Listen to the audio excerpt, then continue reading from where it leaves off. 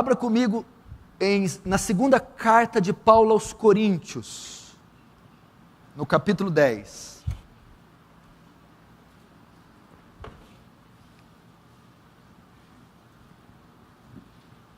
Segunda carta de Paulo aos Coríntios, no capítulo 10.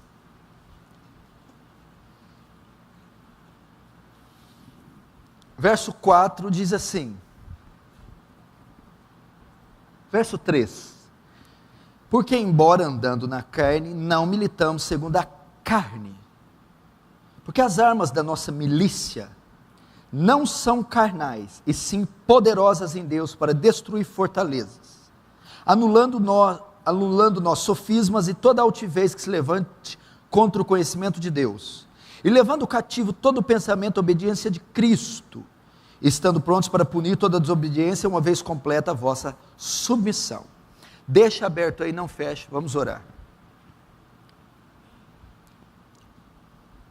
Pai Santo, ajuda-nos nessa difícil tarefa, que é expor a sua palavra. Eu preciso de iluminação sobre esse texto, da direção do seu Espírito, e que o Senhor abra o entendimento da igreja, para compreender a sua santa palavra. Senhor, traz temor nesse local, Senhor. Estamos fartos de cultos vazios, mortos, secos. Não queremos filosofias ou palavras de sabedoria, Senhor. A única força capaz de libertar os homens é a sua palavra. Senhor, se ela não vier com poder, se ela não for aplicada com graça, se ela não for proclamada com autoridade, Senhor, serão apenas palavras dirigidas ao ar. Eu oro pelo teu povo, oro para que eles sejam livres, oro para que eles enxerguem, oro para que a graça se estenda sobre todos eles, e que Satanás não tenha mais domínio sobre nós. Faz teu reino avançar, Senhor. Receba a glória para si, e nos conforma à imagem do seu Filho, em nome de Jesus, amém. No capítulo 10, e nos versos que eu li, ele se dedica um breve momento para alertar os coríntios sobre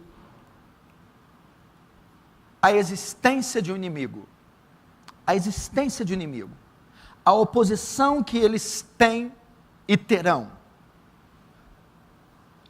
E ele vai tratar aqui de uma guerra espiritual, de uma guerra que é travado, que os cristãos travam em âmbito, em campo, em terreno, em território espiritual.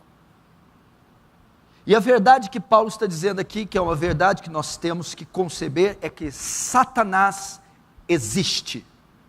Satanás existe. Os demônios existem. E eles operam em um reino da mentira. Nós não podemos ignorá-lo. Paulo vai dizer, não ignoramos os seus ardis. Paulo diz para não ignorar ele, para não relativizar a existência dele.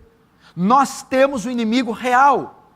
Você tem um inimigo real. Satanás, assim como Deus, como o mundo quer propagar, não são divindades abstratas, não são forças impessoais, energias impessoais. Satanás é uma pessoa, Satanás é um indivíduo, Satanás é um ser inteligente, maligno. A Bíblia chama ele de diabo, caluniador. A Bíblia chama ele de Satanás, acusador. A Bíblia chama ele de antiga serpente. A Bíblia chama ele de dragão. A Bíblia chama ele de tentador. Ele é o tentador. A Bíblia diz que chama ele também de acusador dos nossos irmãos. Ele é o acusador, ele é o tentador, ele é o adversário. A Bíblia o demonstra como Deus desse século. A Bíblia chama ele de Abadão e Apolion, o destruidor. A Bíblia faz menção de Satanás como entidade pessoal, como indivíduo, portador de inteligência, de caráter. Apesar de maligno, possui caráter, possui pensamentos, sentimentos e possui vontade. O diabo existe. O diabo é real. Você precisa entender. Nós andamos na igreja brasileira por dois extremos. O primeiro momento, década de 80 e 90, o advento da batalha espiritual. Tudo era diabo. Tudo se considerava diabo. Uma dor de barriga, um pneu furado, via-se demônio em tudo e as mais diversas formas de combatê-lo. Agora nós estamos chegando a uma era mais acadêmica da igreja, mais teológica, onde o diabo foi esquecido, onde tudo provém da soberania de Deus ou da depravação humana. Tudo é fruto da vontade soberana de Deus ou da depravação do homem. Exclui-se o diabo. Ninguém luta, ninguém guerreia, ninguém é tentado por ele é apenas um boneco ao bel prazer de Deus. Ambos estão errados. Nem ele está em todo lugar e nem ele deixa de estar em algum lugar. Ele é real. E quando Paulo vai começar aqui a dizer, porque as armas da nossa milícia, Paulo usa o termo milícia. Essa palavra milícia no grego é estrateia. É daí que vem a palavra estratégia. Milícia quer dizer guerra, combate, batalha. Então Paulo vai declarar para os coríntios, quando ele está dizendo as armas da nossa milícia, ele está dando a entender para os coríntios, vejam só, vocês estão sob uma guerra, vocês estão em guerra, nós travamos um combate, nós travamos uma batalha, e a nossa batalha é contra o príncipe desse mundo. O termo grego, ele tem uma amplitude ainda mais definida, fala de campanha militar. As armas da nossa campanha militar, é como se tivesse dois exércitos inimigos, estrategicamente se enfrentando. Então eles estão em uma constante campanha militar. Lembra dos Estados Unidos na Guerra do Golfo, quantos anos? Na Guerra do Vietnã, anos e anos, lançando ofensivas um ao outro, e ela teve um fim. A nossa campanha militar se inicia no ato da conversão, e ela dar-se-á até a vinda de Cristo, findará com a nossa glorificação, ou seja, Coríntios, vocês estão em uma constante campanha militar, vocês estão sob um constante combate, uma constante guerra, vocês estão sobre um constante confronto. Contra quem? Quando ele vai falar, embora vivendo na carne, não militamos segundo a carne, ele vai dizer que em campo espiritual é exatamente contra Satanás, o adversário de Deus e dos homens. A nossa luta é contra ele. Então, ignorar a luta é idiotice. Desprezar o oponente não é inteligente. Você precisa estar. Agora vamos pensar. Qual é a postura de alguém que sabe que está sob uma campanha militar? Qual é a postura de um soldado que sabe que está na iminência de um ataque? Se nós vivendo na carne, forma humana ele está fazendo, não está dizendo de atos carnais, o termo aqui quer dizer, embora andando na carne, embora sendo humanos, embora vivendo em corpo, embora tendo massa, embora sendo corpóreos, não lutamos corporeamente. Então quando ele vai dizer isso, ele está dizendo, vocês estão constantemente em guerra. Agora qual é a postura de alguém que sabe que está debaixo de uma campanha militar? Obviamente não serão levianos, nécios, não serão incautos. Essas pessoas andarão com cautela, essas pessoas andarão com prudência, vigilantes, pois elas estão sob ataque inimigo, em território inimigo, combatendo constantemente. Querida, a primeira coisa que eu quero te dizer, primeiro, Satanás existe. Você já estudou os atributos de Deus? Você já parou para estudar os atributos do diabo? Você viu quantos atributos a Bíblia dá a ele? E eu não tenho tempo para falar isso, não estou pregando sobre os atributos do diabo. Aliás, não tenho muito interesse em saber dos atributos do diabo, mas o diabo tem atributos. O diabo tem atributos. Quando chamado de serpente, a antiga serpente, quando é chamado ele de sedutor, sagaz, dragão, são características oriundas, peculiares, que definem o caráter e o poder do diabo. Tu eras querubim ungido. O diabo tem adendos, o diabo tem poder. Acusador, adversário, Deus desse século, príncipe desse mundo, os atributos do diabo. Por que a Bíblia narra o diabo dessas formas? Podia falar só diabo, ou só Satanás. Mas por que a Bíblia dá nomes para o diabo? Por que a Bíblia dá adjetivos para o diabo? Para mostrar a você quem é o seu adversário, as qualidades, as características que ele tem. Ele não é um ser abstrato, desprovido de inteligência. Ele é poderoso, articulado, estrategista, inteligente, sagaz, maligno, sorrateiro. É por isso que ela fala dos atributos, para saber que ele tem qualidades a serem vencidas. O segundo é que ele tem um reino, o reino do engano, o reino da mentira. Por que da engano e da mentira? Um reino que consiste em consiste em propagar a mentira e propagar o engano, a sua horda, a sua elite demoníaca, o seu exército maligno. Terceira verdade é que, uma vez que existe o chefão, o diabo, e seu exército, existe uma guerra. Existe uma guerra, e essa guerra é contra quem? Foi permitido ao dragão que tentasse quem? Que ferisse quem? Que oprimisse quem? Os santos. É contra tudo que se chama ou se parece com Deus. É contra vocês. E o termo grego aqui é campanha militar. O que diz? Querido, a partir do dia, vamos dar um exemplo, tem uma guerra, vai ter uma guerra aqui na América do Sul. Começa a guerra, o pontapé inicial é dado e você é chamado para a guerra, te dão um míssil, te dão um fuzil, você vai para a guerra e só volta de lá quando terminar a guerra. No dia da sua conversão, o fuzil foi te dado, a espada foi te dada, e você está em constante guerra. Estamos sob uma campanha militar. Ou levante a mão aqui, quem que ficou um dia sem ser tentado?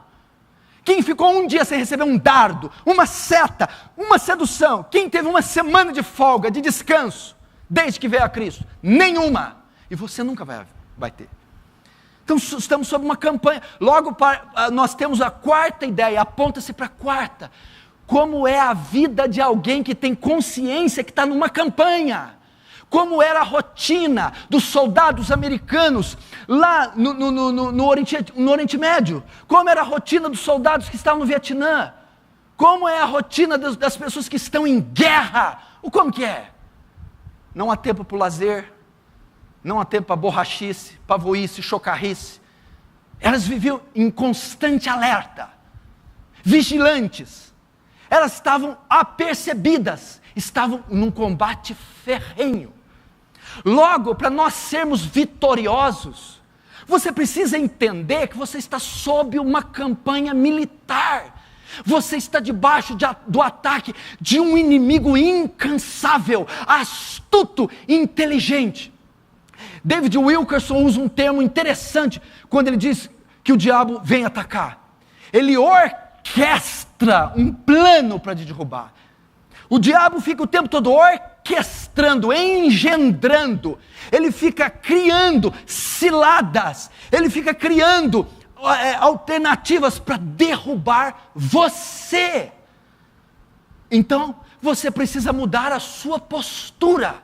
Você está sob uma campanha militar, mísseis a toda hora sendo desferidos contra você, golpes, setas, dardos, seduções, engano, laço, armadilhas, para você cair. Agora, tem um passo à frente, tem vantagem, aquele que tem na mente que está sob essa campanha. Evidentemente que um soldado leviano, nécio, despreparado, vai ser uma presa fácil.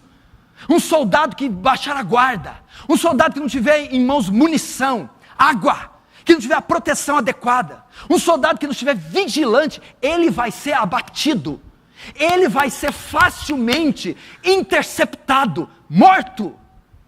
Ele não causará dificuldade para o seu oponente. Agora um soldado, um pelotão, uma milícia, que estiver vigilante, preparada, armada até os dentes, não será pega de surpresa. está pronta para o ataque e o contra-ataque. A igreja precisa acordar. Vede prudentemente como andeis, não como a nécios, mas como a sábios, remindo os tempos, porque os dias são maus. Paulo está dizendo a mesma coisa. Vede como vocês estão andando com prudência, cautelosos, cuidadosos, vigilantes. Vocês estão andando como vocês estão andando como nécios. O que é o nécio? É o tolo, o insensato, o incoerente, o lerdo. Ou como a sábios.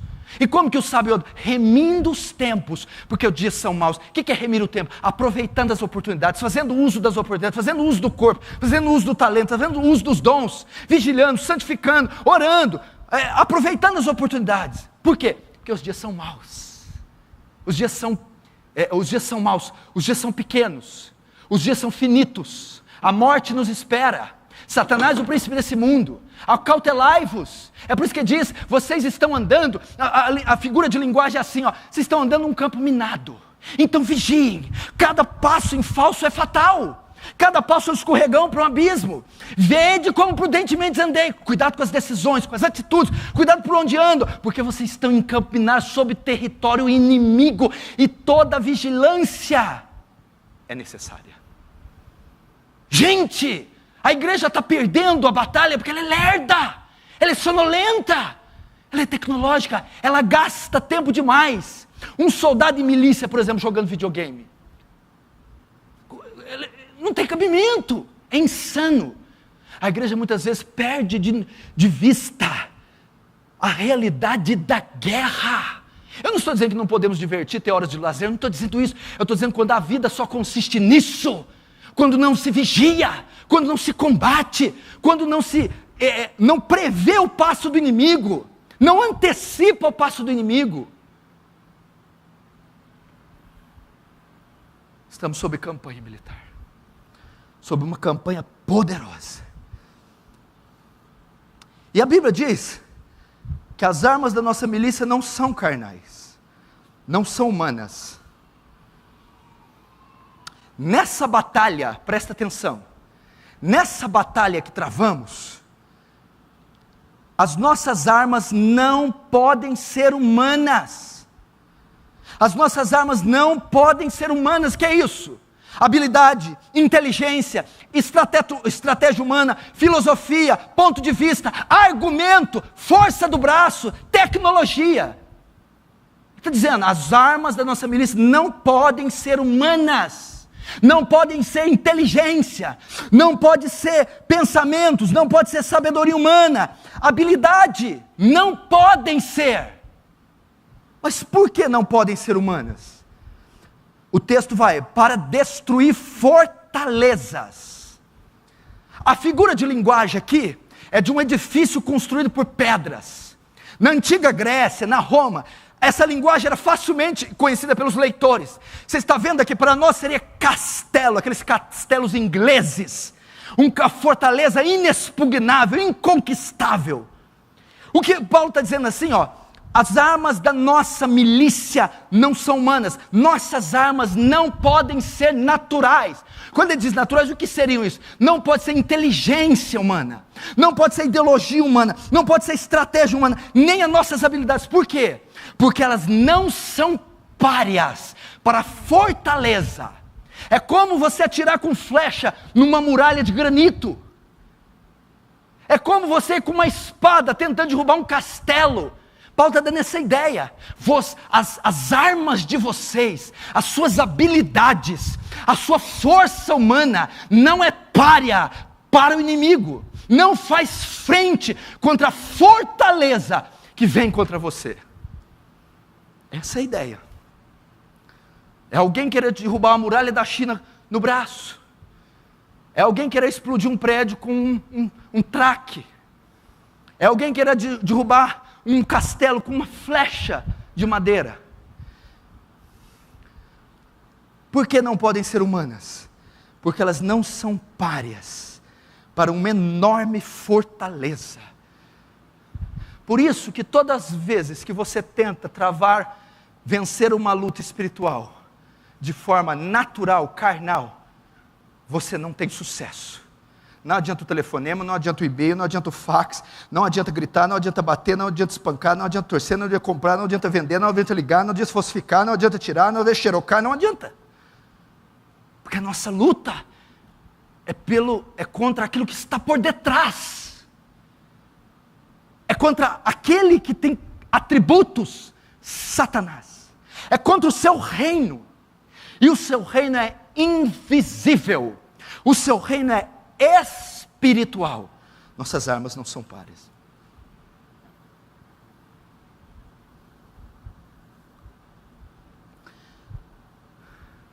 Por que não são páreas?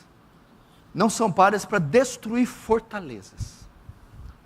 Agora, o que são essas fortalezas? O que são essas fortalezas? Ele usou esse termo, nossas armas, embora andando na carne, não lutamos segundo a carne, porque as armas da nossa milícia não são carnais, mas poderosas em Deus para destruir fortalezas. Então, o nosso combate é contra as fortalezas. O que são fortalezas? A explicação da palavra fortaleza está na continuação, anulando os sofismas e toda a altivez. Sofisma e altivez. Sofisma e altivez. A palavra grega aqui para sofisma é logismos. Logismos. Ou logismos. Fala de ideias, ideologias, filosofias. Fala de religiões, fala de seitas. Fala de crenças, teorias, ideia. Logismos, é da onde vem a palavra logismo. A palavra logismo significa um argumento falso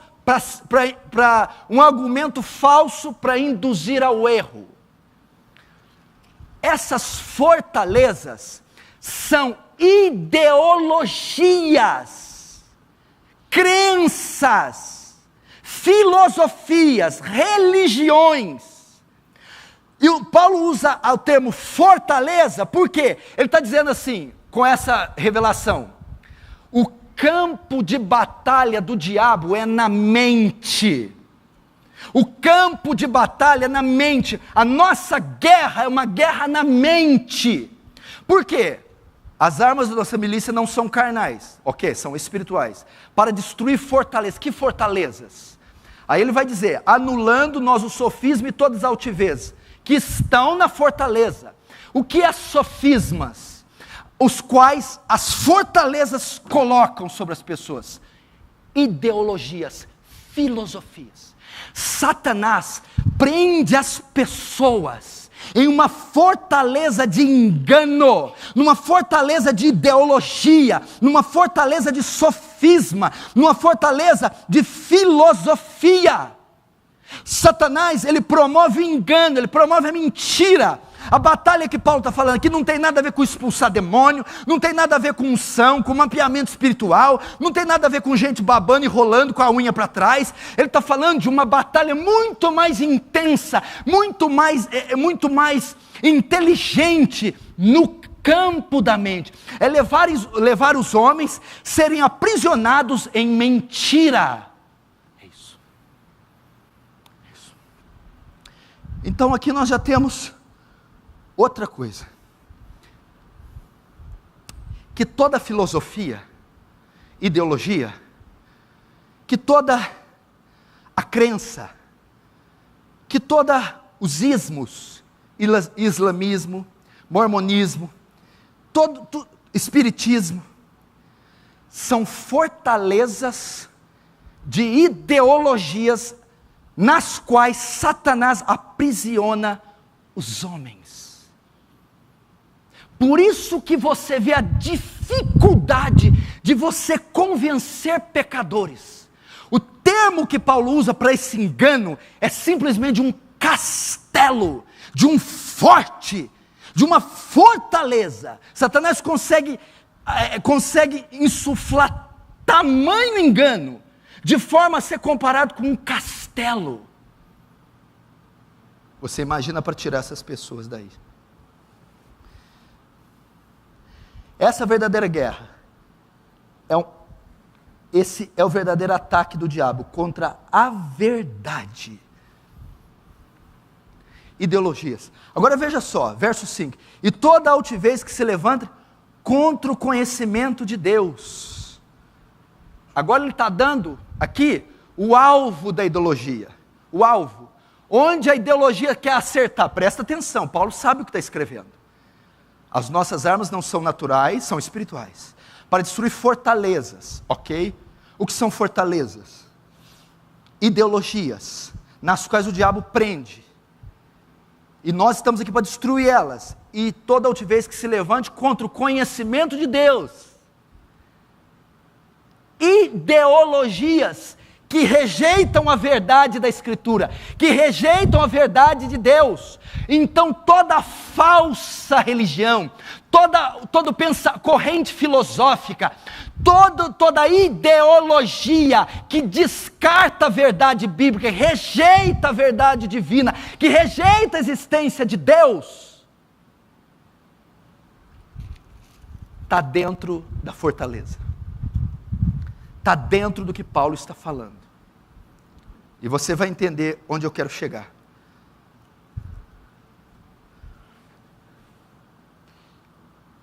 Em 1989, todo mundo conhece, com a queda do Muro de Berlim, surgiu uma grande corrente filosófica chamada pós-modernismo. O pós-modernismo trouxe uma das maiores pragas para a humanidade. O relativismo. Presta atenção, guarda isso. Relativismo. O que é o relativismo? Há o relativismo cultural. O relativismo é a verdade absoluta que não existe verdades absolutas. O relativismo é uma corrente de pensamento que ensina que não existe verdades absolutas. Tudo é relativo. Tudo é relativo. Por exemplo, o problema do mal. O que é mal para você pode não ser mal para mim. Depende do ponto de vista e do contexto. Pois o mal é relativo. Entendeu? A questão de sexualidade, homossexualidade, é relativa. Para você é vulgar um homossexual. Para mim não é. E essa ideia, essa corrente filosófica dominou todos os campos da sociedade. Vivemos numa sociedade relativista. Vivemos numa cultura relativista, onde as verdades e valores têm sido relativizadas. Vivemos uma sociedade que não tem valores absolutos, não tem verdades absolutas. É tudo relativo. A questão do aborto, relativa, por isso que estão se apoiando. A questão da ideologia de gênero é relativa, por isso que estão apoiando. A questão da eutanásia, a questão de energia nuclear, tudo isso está sendo relativizado. Acabou o mal e o bem, não existe mais mal e bem, isso é relativo, tem que partir do contexto histórico, do contexto cultural, do ponto de vista da realidade de cada um. Aí entramos no relativismo cultural, que cada prática e cada verdade depende do ponto de vista e da cultura que cada um professa, nasceu. Isso destrói os valores absolutos. Quebra os padrões morais de bondade, de maldade. Qualquer um pode fazer o que quiser. É relativo assassinar alguém. Eu tinha minhas razões. Não posso ser considerado mal. Eu fui me defender. É relativo a abortar uma criança com alguns meses. Eu tenho que pensar em mim. Para vocês é um crime. Para mim é uma libertação. Então, relativismo. A crença que ensina que não há verdades absolutas. Valores absolutos. Logo, isso tira qualquer verdade, qualquer valor. Vai criar uma sociedade imoral, sem regra, sem limites, sem leis, porque leis compreendem absolutos, e uma sociedade relativizada não pode ter absolutos, então não pode ter leis. Relativismo.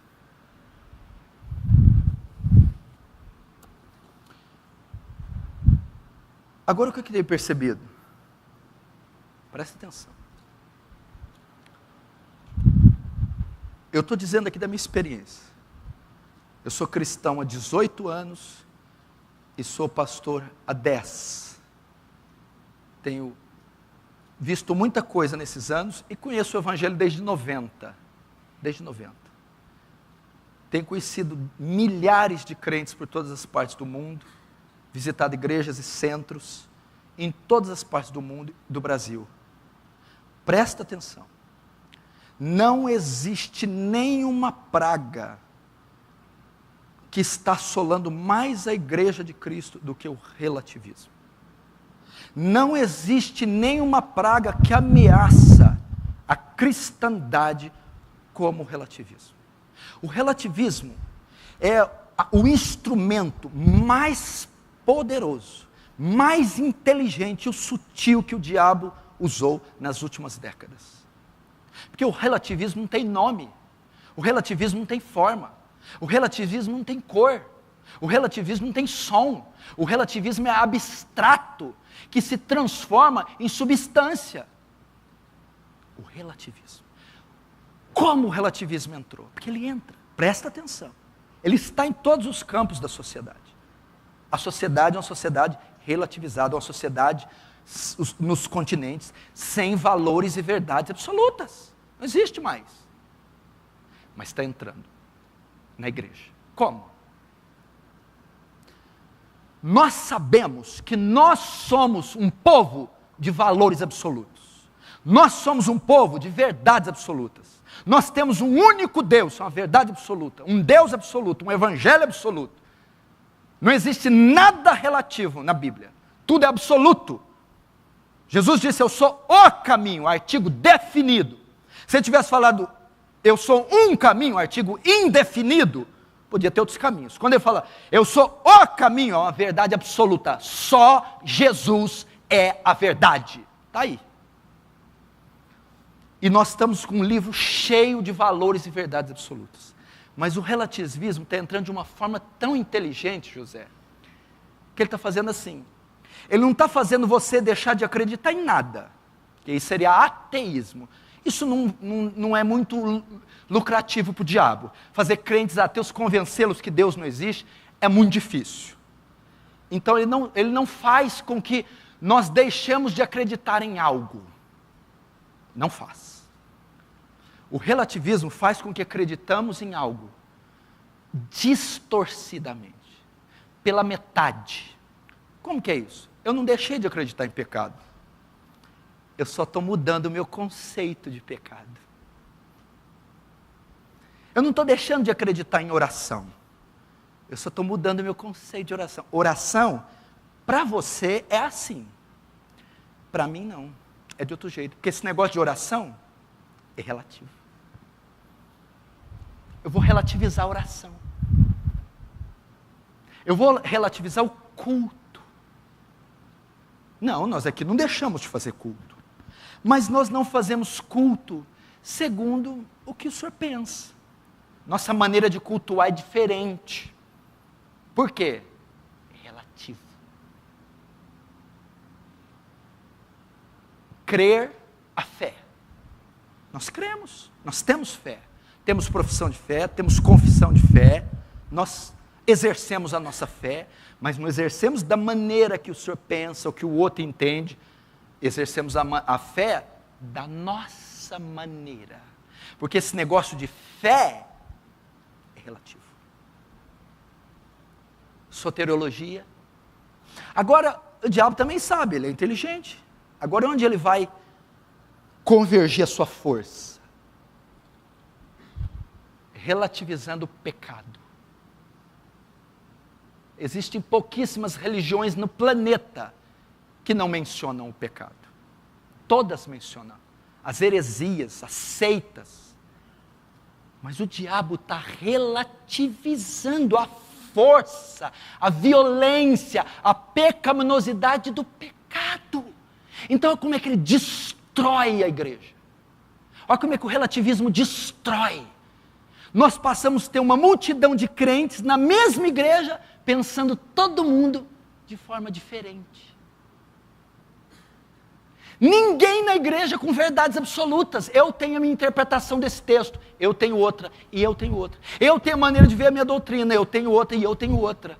Eu lido com o pecado de uma maneira, eu com outra, e eu com outra. Nós temos uma igreja inteira relativizada, sem valores absolutos, sem valores absolutos, sem verdades absolutas. O conceito de pecado é uno, é um só e absoluto. Não podemos relativizar, mas estamos relativizando. O conceito de tentação, o conceito de arrependimento. Qual a última vez você chorou pelo pecado? Bateu no peito? Sentiu agonia? Vísceras? Não, esse negócio de víscera, de chorar para pecado, é um conceito seu. O conceito meu está no campo da minha mente. Eu já arrependi.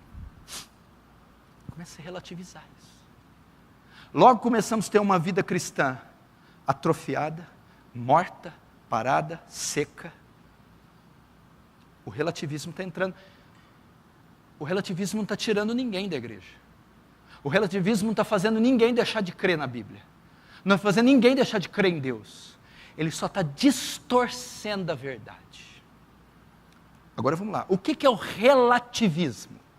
O relativismo é uma ideologia. O relativismo é uma filosofia. O relativismo é uma crença. E da onde a Bíblia revela aqui que nascem, onde é o nascedouro das ideologias, onde é o nascedouro das crenças, onde é o nascedouro das filosofias, vem de Satanás.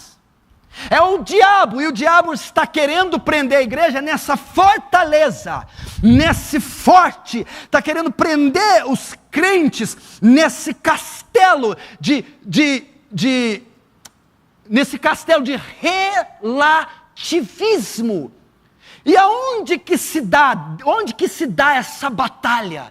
Queridos, sem que você perceba, sutilmente na sua mente, o diabo está insuflando, o diabo está enviando setas na sua mente, distorcendo, pervertendo seus pensamentos a respeito dos conceitos absolutos da palavra. Você não precisa sair da igreja, não precisa ir para uma boate, não precisa usar droga. Quem te disse? É na própria igreja, é no próprio culto, é na própria vida cristã. Ele quer aprisionar você em uma ideologia.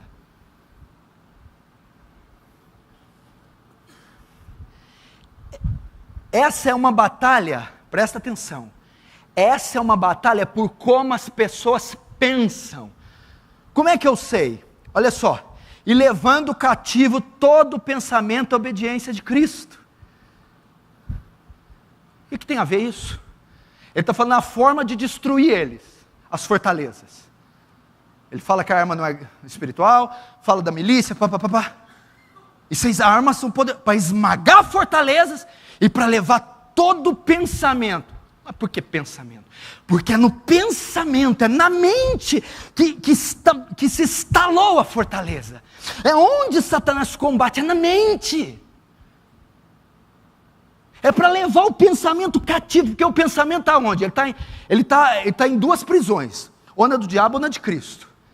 Então, está dizendo, essas mentes gregas estão aprisionadas na ideologia platônica, aristotélica, filosófica, relativista, subjetivista. E a nossa estratégia é resgatar essas mentes, é libertá-las das fortalezas, libertá-las do engano. E o diabo está fazendo isso. Está atuando na mente, colocando fortalezas. O que é isso? Ele está induzindo as pessoas em como elas devem pensar. Ele está inflamando elas de ideologias. Porque o mundo está perdido, não está? Tá. O mundo inteiro se prostitui? Não. O mundo inteiro usa droga? Não. O mundo inteiro é assassino? Não. O mundo inteiro é adulto? Não. são pequenas parcelas. Então a estratégia do diabo não é perverter moralmente o homem, porque isso o pecado se encarrega. O pecado de Adão inclina o homem já para o desvio moral. Então o propósito do diabo não é isso, o propósito do diabo é que elas continuem convivendo em sociedade harmonicamente, mas com mentes cativas a ideologias que se levantam contra o conselho de Deus, contra a verdade de Deus. É isso. Tudo que ele pode colocar em insuflar. Então tem islamismo, budismo, tem mormonismo, tem ateísmo. Então são prisões e são ideologias. O mormonismo, o islamismo, o ateísmo, a filosofia, elas são prisões onde o mundo inteiro está aprisionado. E quem está por trás desses desdobramentos filosóficos, religiosos, desses desdobramentos ideológicos? Satanás. Aí eu li para você de um outro pensamento filosófico, o relativismo, que ensina o quê?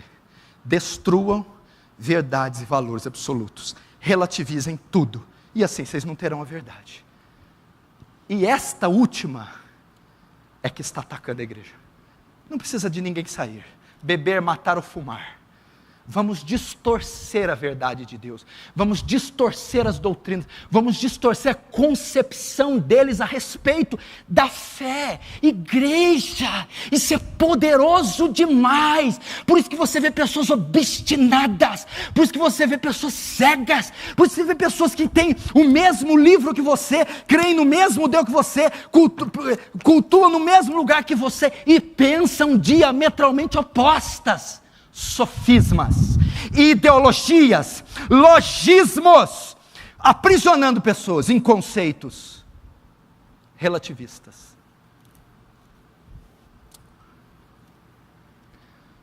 Aprisiona pessoas assim. Essa é a luta. Não vai lutar com o diabo repreendendo, mandando amarrar, mandando sair. Não é assim que vence o diabo.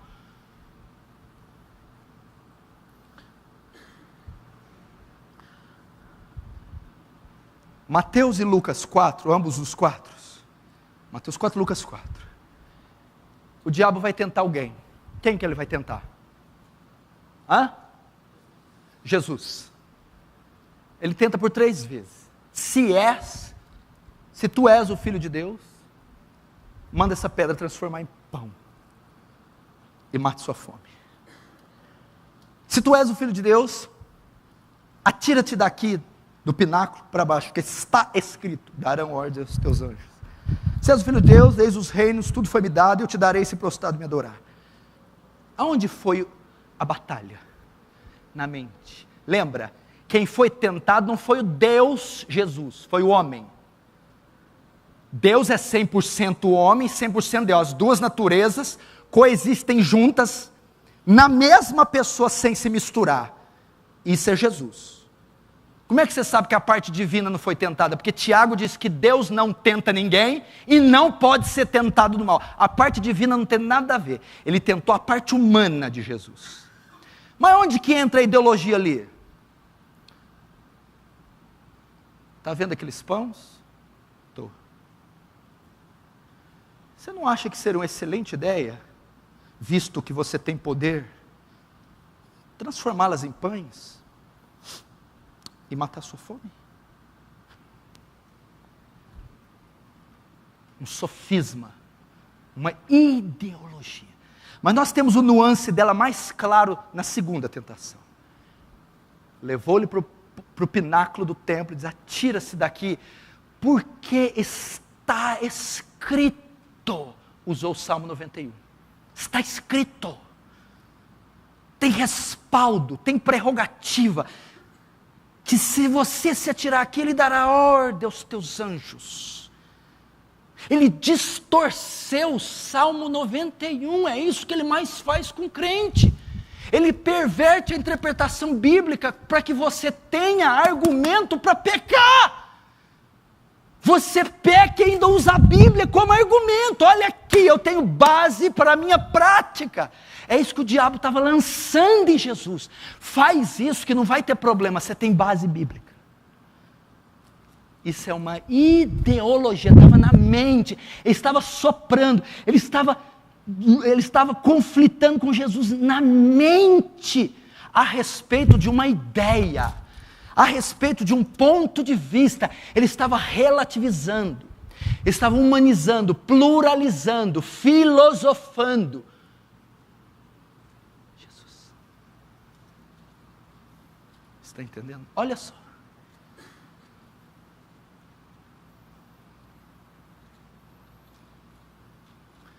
Como é que está a tua mente? Você já viu quando você às vezes está num culto, ou não sei, num lugar, de repente, o que eu estou fazendo aqui? Deus não existe não, olha no campo da mente. Quando você está em casa, larga essa vida, você está perdendo a sua vida. Ele vai lançar um argumento, ele vai lançar uma filosofia, para que você desista da verdade. É assim que o crente desvia. É quando ele, no campo da mente, tenta impor em você outra corrente de pensamento, que contraria o conhecimento de Deus. É assim que ele luta sobre o pecado, sobre as doutrinas. Querido, o pecado é letal, terrível, perverso. Foi o Mateuzinho ali que eu pedi para ele ler Os Puritanos e a Conversão. O livro, metade do livro, um dos puritanos que escreveu, dedica metade do livro para falar da malignidade, da pecaminosidade, da letalidade do pecado. Você não tem ideia, em questão de pecado, os puritanos não tem para ninguém. A força com que eles expõem a natureza do pecado é tão violenta, é tão profunda, essa frase, que bastou um pecado só para Deus tirar Adão e Eva do Éden, veio dos puritanos. E como é que você está vendo o pecado? Não, eu não pequei, eu tropecei. É uma falha moral, um equívoco. Não, é pecado e destrói a alma. Não resistisse até o sangue, combatendo contra o pecado. E quando orardes, Jesus subiu ao monte e passou a noite inteira orando, e no Getsemane transpirou gotas de sangue. Quando fala do perdão, quando for oferecer a tua oferta e lembrares e memorizares que tem algo contra alguém, não se atrevam a oferecer esta oferta a mim, vão e reconciliem primeiro. Gente, onde tem relativismo nisso?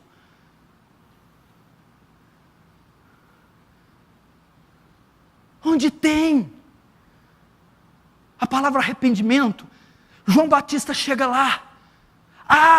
João Batista, arrependei-vos e produzi frutos dignos de arrependimento, não presumais que vocês têm por pai Abraão, porque Deus dessas pedras pode suscitar filhos de Abraão. Jesus vem, o reino de Deus é chegado, o tempo está cumprido, arrependei-vos. Pedro pregando, o que faremos? Arrependei-vos.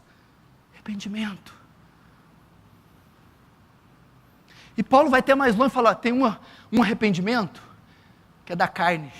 A tristeza de segundo a carne gera morte, mas segundo o Espírito, vida. É o arrependimento do remorso, da lágrima de crocodilo. E ele vai fazer, não adianta esse arrependimento, tem que ser no cerne do homem, tem que ser das vísceras do homem.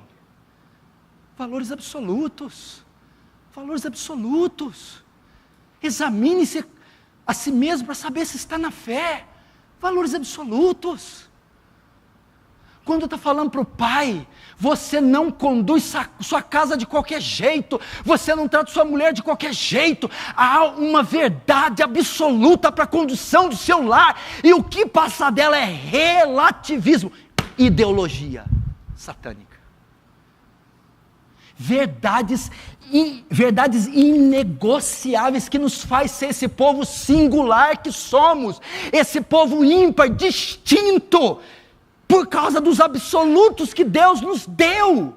E se você negociar isso, você será herege, apóstata. É uma ideologia que o diabo pode estar te prendendo na sua mente.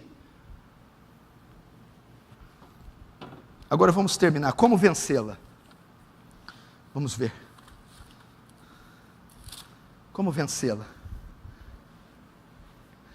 Verso 5. E toda altivez se levante contra o conhecimento de Deus, levando cativo todo o pensamento à obediência de Cristo. Até aí. O que é levar? Olha só, gente, o que é levar? Porque a figura de linguagem dá a impressão que é George Lucas, né? A Jornada nas Estrelas, o Retorno de Jedi. Mas não é. Levando todo o pensamento cativo. Como é que eu levo o pensamento cativo para o marxismo cultural? Abra comigo aí no livro do Antônio Gramsci. Eu vou dar uma palestra sobre marxismo cultural, ateísmo. 1 semana, 1 mês, 2 meses, 4 meses. Eu estou colocando as mentes dos ouvintes num cativeiro, numa fortaleza cultural, ideológica, através dos meus sermões, literatura, livros. E como eu resgato essas pessoas desses fortes? Eu entro na fortaleza, saqueio elas e levo para outra fortaleza, cativos em Cristo. Com a palavra de Deus. Levando o pensamento ao Evangelho, conduzindo elas a Cristo, levando elas para a palavra de Deus. Como que o diabo venceu? Transforma os pães. Primeiro sofisma. Pula daqui do pináculo. Segunda ideologia. Prostra e me adora. Terceira filosofia. Jesus apelou para Deuteronômio. 2 do capítulo 6 e 1 do capítulo 8. Está escrito: nem só de pão viverá o homem, mas de toda palavra que procede da boca de Deus. Está escrito: não tentarás o Senhor teu Deus. E último, está escrito: ao Senhor teu Deus adorarás, e somente a Ele darás culto. Foi-se, a ideologia foi quebrada, massacrada. É a verdade da palavra. É a santa palavra, e conhecereis a verdade, e a verdade vos libertará da onde? Da fortaleza, do cativeiro. Por isso tem algo para você. Se você tem sido seduzido por tais pensamentos, se você tem estado confuso, atormentado, é sinal que você não está se alimentando da palavra. É sinal que falta conteúdo bíblico em você. A única maneira de você vencer isso, querido, volte para as Escrituras, leia as Escrituras, medite nas Escrituras, venha aos cultos, mas quando vir, preste atenção na palavra, abra os ouvidos para a pregação, abra o coração para a pregação, leia literatura bíblica, literatura doutrinária, literatura cristã, veja pregações em vídeo, pregações em áudios. São essas verdades proferidas com o poder do Espírito Santo que vão libertar mentes do cativeiro. A palavra que Paulo dá aqui para os coríntios é assim, ó: destruindo, as armas da nossa milícia não são carnais, mas poderosas para destruir fortalezas. A palavra para destruir é esmagar. Já que a fortaleza requer um esforço descomunal, afinal de contas é um castelo. Logo, o ataque proferido tem que ser do mesma proporção. Então, as armas da nossa milícia não são carnais, mas poderosas em Deus para esmagar, triturar, rachar essas fortalezas. Quais são? Oração e jejum, santificação, e a principal delas, a espada do Espírito, que é a arma de combate da armadura, a proclamação da verdade, a meditação da verdade, a interpretação da verdade, a palavra de Deus. É a palavra de Deus. É aquela que destrói. Porque veja só, para você entender, todo ímpio, tem muito ímpio no mundo, tem mais ímpio ou mais justo? Mais ímpio? Amém? Tem mais ímpio, amém? Todo ímpio está sob uma ideologia, não está? Sim ou não? Está num cativeiro. E como que os ímpios são libertos? Como que os ímpios se convertem? Como que os ímpios são salvos? Como eles saem do cativeiro? Na pregação da palavra, do evangelho. É assim. Querido, eu quero alertar você. O inimigo é forte. Ele tem atributos. Ele tem um reino de engano. Ele tem uma hierarquia.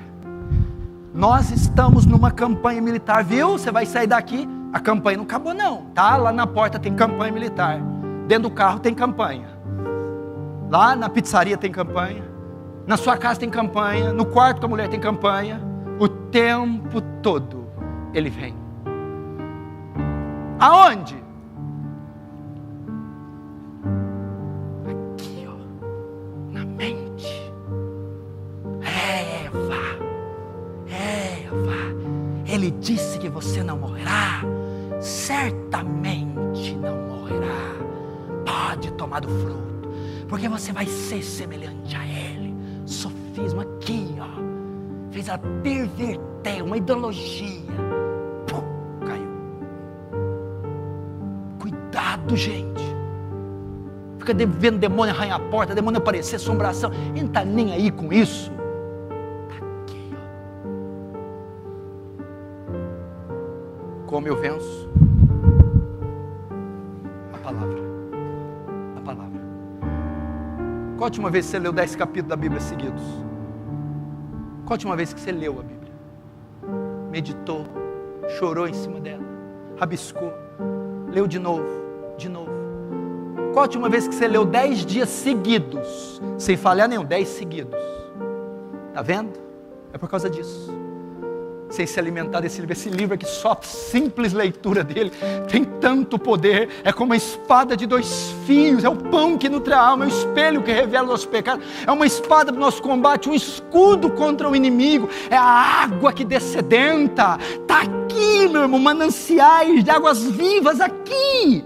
Vai, esse livro, se debruce nesse livro. Se você comprar um livro entre os gigantes da terra, dos puritanos, J. Packer, ele estava ensinando o puritano, pregando, e dizia assim: Senhor, Senhor, o que quer que faça, queime as nossas casas, mata nossos filhos, toma nossas esposas, mas não nos tira a Bíblia, não nos tira a Bíblia.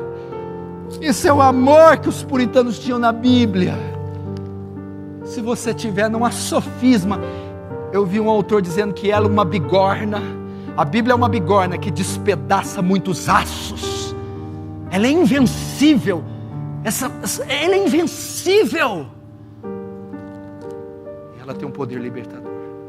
Senão, os ismos vão continuar te pegando. Vamos fechar nossos olhos.